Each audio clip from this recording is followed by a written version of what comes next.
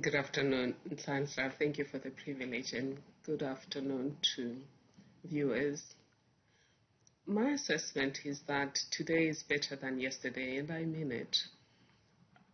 A lot of young people obviously never experienced life before democracy, and what they know is that they were given a grand promise, and there's been no delivery on that promise. And for that reason, I do understand where they come from. But when I say things are better, for example, theoretically, I can start any business anywhere. I can buy land anywhere. I can live wherever I want. And I can watch a movie anywhere. All of those things you could not do under apartheid. And I said theoretically, because practically what was achieved through the law under apartheid is achieved through socio-economic power today. And Palisa Musa captures this very well when we met her in 2017, when she says that when she fought as a 12-year-old against apartheid, the passes kept her from realizing her full potential. Today, poverty achieves exactly the same results. But it doesn't mean there's been no progress. It just means the progress is slow. And in that same breath, Professor, the big question is how can we meaningfully attain these freedoms that we speak of, as outlined as well in the country's Bill of Rights? What, in your view, is required to help achieve equality for all citizens? I like your approach where you're saying it's required of all citizens. And if I were to draft our constitution today, I would make that clear, as the Kenyan constitution does, to say achieving the promise we gave to ourselves is everybody's business and everybody's responsibility. I think in the first 27 years of democracy, we put all of our eggs in government. The inequalities in society is between us. But to then say all of it has to come from handouts from government, in that way you're not disrupting inequality. Me, you, and everyone else should play some role. And I think Inge Kone from News 24 puts it this way, that as somebody who feels they've benefited from privileges of the past, she's constantly asking herself, how can I do better? I ask myself the same questions every day of my life, because I am privileged as one of those who got the low-lying fruits of democracy. And that's one of the reasons I'm into Action for Inclusion, to make sure that no student ends up being thrown off university purely because they don't have money, because my generation got assistance from the rest of the world. Now it's our turn to make sure that every person is lifted into the fullness of their potential as promised by the Constitution. Prof, I want us now to reflect on statements made by the Justice and Correctional Services Minister recently. That's Ronald Lamola. He spoke saying that while the ANC has failed to make changes to Section 25 of the Constitution, there were still many bills before the National Assembly, such as the extension of the Security of Tenure Amendment Bill, as well as the Communal Land Tenure Bill, which could ensure that the disenfranchised and landless citizens in the country could receive equitable access to land. What has been your assessment so far, insofar as realizing this change to Section 25 of the Constitution?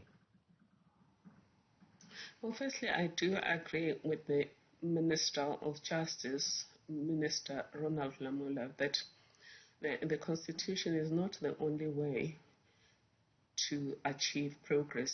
We already have enough levers in the existing Constitution for transformative constitutionalism. Right. And I do agree that the expropriation bill could be one of the means. But I hate to be a wet blanket. I don't think changing attitudes through the law is the best and the only way. I honestly think we need a second CODESA. There's just too many white people that don't understand the legacy. And And you know that that's my job. I meet with people as students, as communities, as business people. Right, right. People don't understand the legacy. We need a conversation that makes people understand the legacy. And of course, people complain about corruption. And then they think everything is because of corruption, which is not true. But corruption, too, has retarded our progress. Now, there are also difficult lessons to be learned since the outbreak of COVID-19. And Minister Lamola also said that COVID-19 has also forced the current administration to limit some of the rights in the Constitution. What, in your view, can we take from this outbreak and its consequences? I think one of the greatest lessons from the outbreak is that inequality is going to be an impediment to sustainable development. Because when pandemics, and this is probably one of many that we're going to experience, when they hit us, we need to constrain movement. And that's natural. It's not only our government that did that.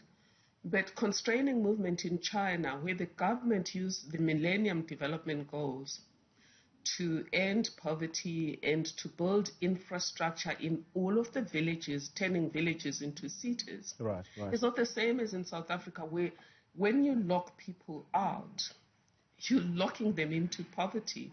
You're locking them into deprivation. It's not government's fault.